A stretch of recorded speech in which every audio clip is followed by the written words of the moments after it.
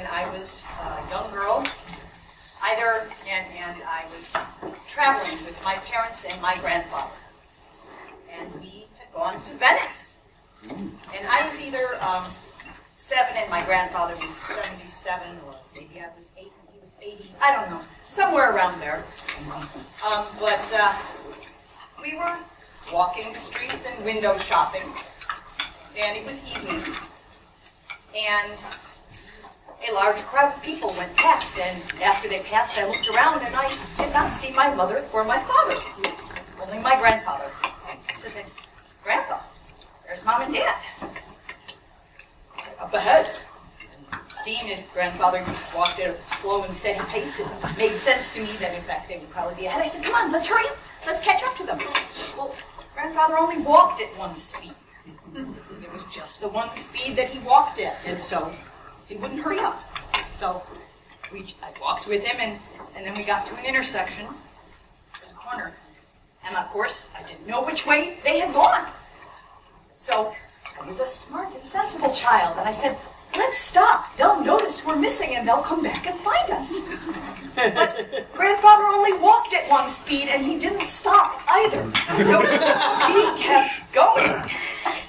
So I had to go with him. I didn't want to stay and wait. They probably would have come back and find me, but then he would be lost by himself, and we really should stay together.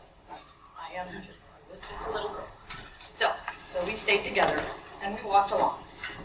And I really wasn't sure if we had tried to retrace our steps to get back to the main square in Venice, because if you're in the main square, you kind of know where you are. And in fact, I knew where our hotel was from the main square. So if we could have gotten back there, I could have found the inn. But I wasn't sure which way, but I had a concept that it was that direction. You see that? So we started walking, and at one point, my grandfather turned a direction that I was sure was incorrect.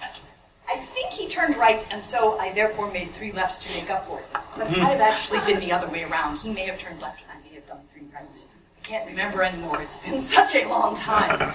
But I did do that because I was sure it was wrong. And so I was like, well, he turned this way, so he turned 3 times the other way. So I did that. And eventually, we were walking along, and eventually I wasn't sure. Like I said, you're lost. You're in Venice. And I don't know if you've been to Venice, but the streets are quite narrow. So it feels like you're walking down alleys. But anyway, eventually I was going along, and I saw a large group of young folk who, I'm just trying to find an appropriate word to describe them. I can't find it. They were hippies. This was fun. And I thought, they're probably going to the square. We should follow them. And they turned the way I would have turned. We got to a T-section. And I was sure that the square would be the other direction, but I had already decided I must follow them. I was sure they're going to the square. And they went the opposite direction that I would have chosen. And so I followed them, and we made it to the square. So I chose right in following them.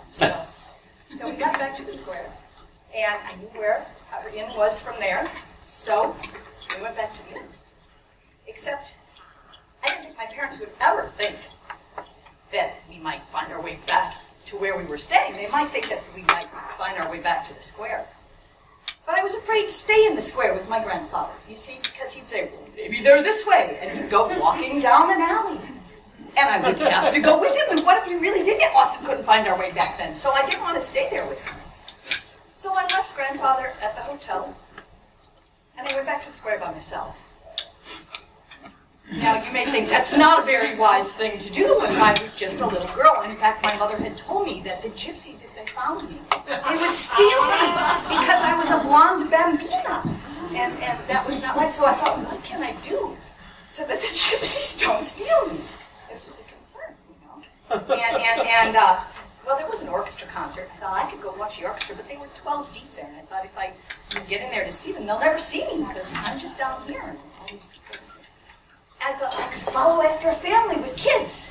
But then I thought they might think I was the gypsy trying to steal one of their kids. And that maybe really wasn't a good idea.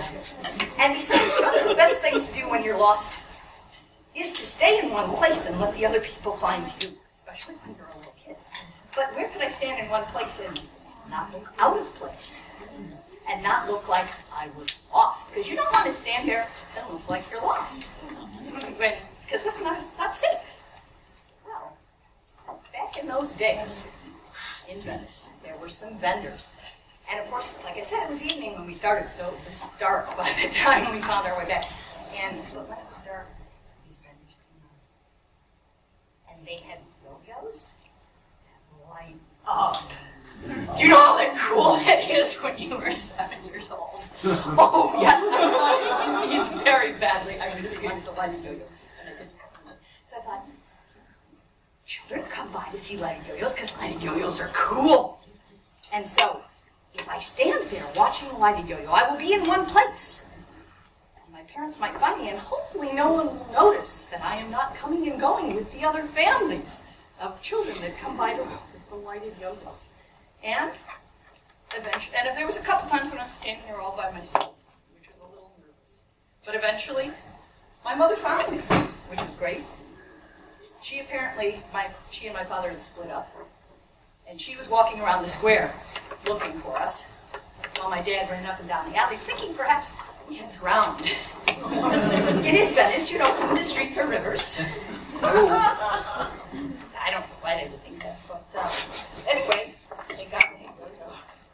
And I have this is it. And it says Venice.